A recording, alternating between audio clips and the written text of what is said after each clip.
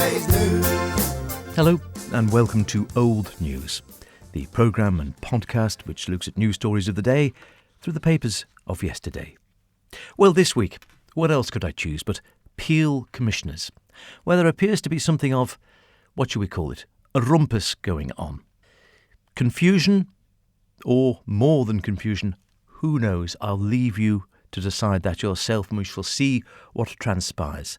Suffice to say, it seemed a good reason to go rummaging back into the archives of the papers to see how the commissioners have fared over the years. Have there been previous cases of confusion and upset? Well, the answer is yes, there has. I'll take you back to the 1940s to start. We go to the Times of Saturday, January the 9th, 1943. It's not all confusion, of course. Making sure of Peel Commissioners Chairman, elected again this week. Following a month without a chairman, the Peel Commissioners have made sure that the person they finally selected was legally elected on Wednesday, when Mr Albert E. Ostick received the unanimous vote of his colleagues before any ordinary business was dealt with. Mr Ostick had already been elected at a special meeting held last week, this being the fourth attempt to find a chairman. At Wednesday's meeting, Mr Ostick said that seeing the question of the chairmanship was being challenged, he felt the procedure of election should be gone through again at this meeting, as he did not want any mudslinging afterwards. Perish the thought.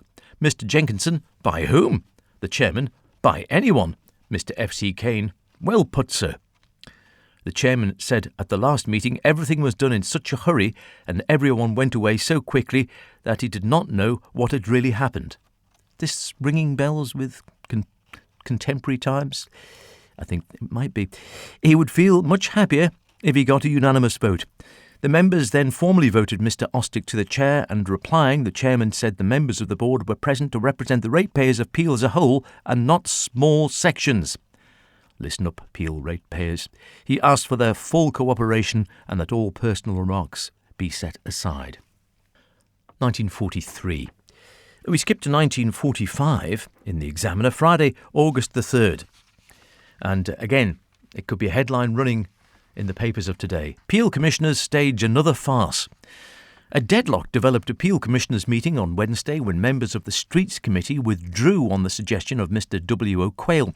For many years, the business of the board has been dealt with by two committees, the Streets Committee and the Finance Committee, in the first place, and recommendations have come before the full board at the next monthly meeting. At the last monthly meeting, the chairman, Mr A.W. Tier, moved a resolution that the full board should sit on both committees, and a decision in favour of the resolution was given by the casting vote of the chairman. At a special meeting of the Streets Committee on July the 23rd, Messrs A.E. Ostick and J. Watterson were present as newly elected members, but the chairman of the Streets Committee, Mr J. Farragher, asked them to retire from the meeting as he did not consider they had been legally elected members.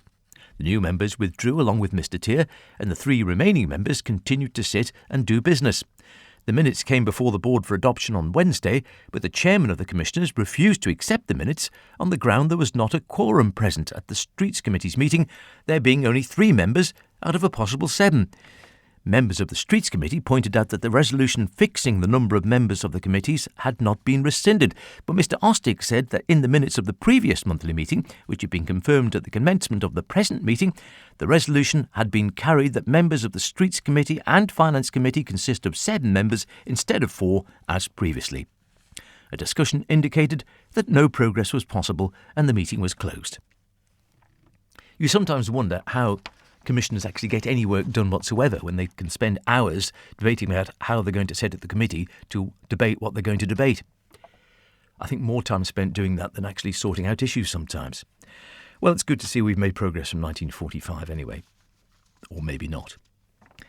The Isle of Man Times, Saturday, January the 31st, 1948. Peel Commissioner replies to attack. Mr Cottier does not like being told to buck up.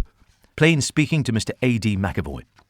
At the recent dinner in the Isle of Man Fish Merchants and Curers Association, the chairman, Mr Alfred D. McAvoy, made an attack on the Peel Commissioners. He alleged that Peel Commissioners were not taking sufficient interest in the fishing industry at Peel and said the Peel Commissioners should buck up. At Wednesday's meeting of Peel Commissioners, Mr Robert E. Cottier said he very much resented this attack on the town board made by Mr McAvoy, who, said Mr Cottier, had told the town board to buck up. Mr Cottier went on, I resent this attack made by Mr McAvoy on the Peel Commissioners, of which I am a member. If he meant the old board, he should have said so.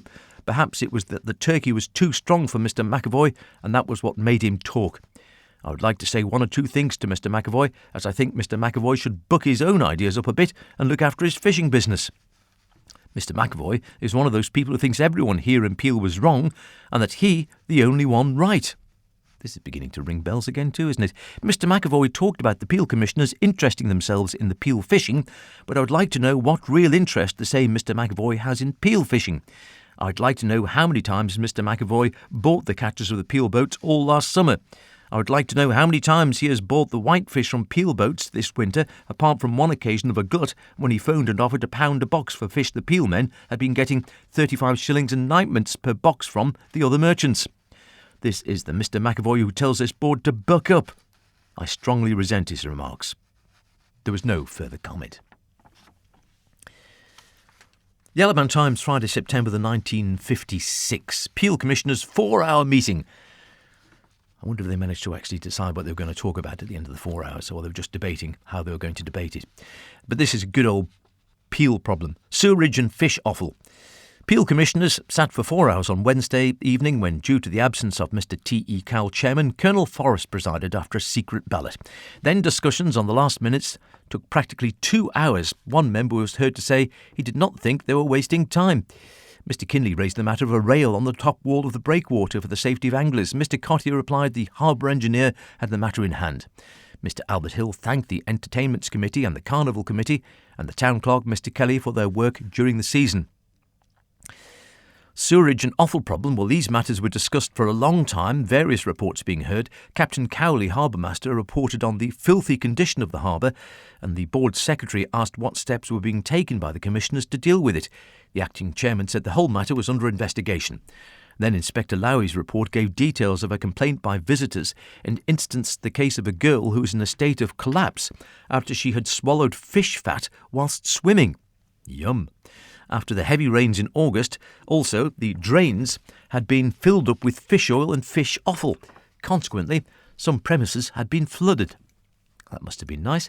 The local government board had reported that after Inspector Lowe had made his report, the matter would be gone into, and it was agreed to discuss the subject with the Harbour Board. Welcome signs are to be erected on all roads. Welcome to fish fat, offal and oil. Leading into Peel for next season, the suggestion came from Mr. Albert Hill, and the welcome will be expressed in Manx as well as English. Mr. Hill also spoke of the ignoring by many motorists of the halt signs on the Ramsey Road at the top of Stanley Road. The acting chairman said he had never seen a halt sign on a main road.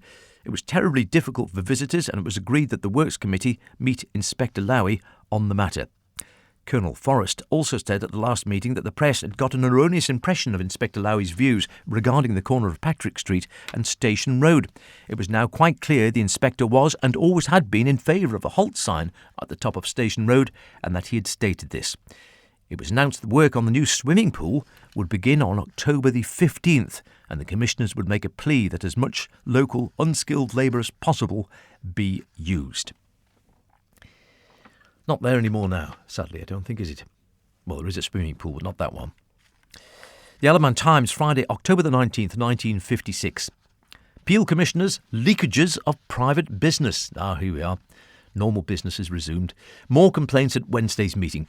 There were again complaints at the Peel Commissioners' meeting on Wednesday of leakages of private information from committee meetings of the board, or meetings, as it says here in the paper. Mr. Fred Kinley said he'd been told certain facts of private meetings when in Douglas. Mr. Albert Hill said the commissioners were in a position of trust, yet he'd been told from outsiders what had taken place in private. This was the third time in his 11 months' membership of the commissioners a leakage like this had occurred. Mr. Frank Dalgleish thought it was a shocking state of affairs and agreed with Mr. Hill that the conduct of the commissioners' meetings be inquired into. A letter was read from the Isle of Man Highway Board that improvements would be carried out at the Lurgidu Road. Invitation to Vintage Motorcycle Club. A letter from Mr. Jeff Davison, editor of the Vintage Motorcycle Journal, sent to his personal friend Colonel Forrest, the chairman of the Entertainments Committee, was read. It was agreed the Vintage Motorcycle Club be invited to visit Peel after the competition of their rally around the old TT course, and that a concours d'élégance be held for which the commissioners would give the prizes and the competitors and officials be entertained to tea by the Peel Commissioners. I bet they couldn't wait. Traffic regulations. Mr. L. Watterson of Christian Street wrote that his business was suffering because of the no waiting signs. And Colonel Forrest said there was a difference between no waiting and no parking. If a car stopped, said the Colonel, the driver goes into a shop, made purchases, then got into his car and drove away, he hadn't parked. Mr. R.E. Cartier said Christian Street should have the same facilities as Michael Street, and Mr. Fred Kinley said now the garage had gone from Christian Street, the no waiting sign could be removed altogether. After considerable discussion, it was agreed that the no waiting sign be removed, subject to the bylaw being rescinded by the local government board. Are you parked if you stop outside? I suppose you are. Or are you waiting? Ooh, the debate rages on. Happier times in Times, the Isle of Man Times, that is, Friday, September the 13th, 1957. Peel Commissioners have a night out. And a good old punch-up, no doubt. The members of Peel Commissioners, together with the Town Clerk, had a night out on Monday in private cars and at no expense to the rates. Quite right, too, when they visited Douglas and Laxey. The object of the trip was to see various types of shelters and the Laxey Glen improvements. The next day, one commissioner said to the Times they had an enjoyable evening and another that it had a most useful evening. The subject of shelters on Peel Promenade and the development of the Headland Brews have been before the commissioners for years, and perhaps some action will now be taken. And finally, 1955.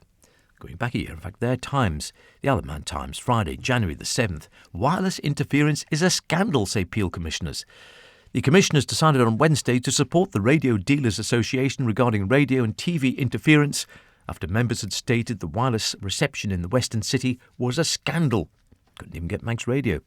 Mind you, we hadn't started in 1955, so they were wasting their time.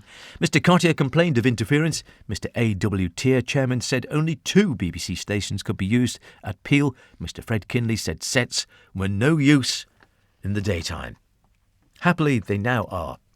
And you can listen to wonderful programmes like this, or Tom, or the news, or music, or whatever you like here on Manx Radio. Other channels, of course, are available, as are other commissioners. And I'm sure they all do very good work once they've decided how they're going to go about it, which could actually take longer.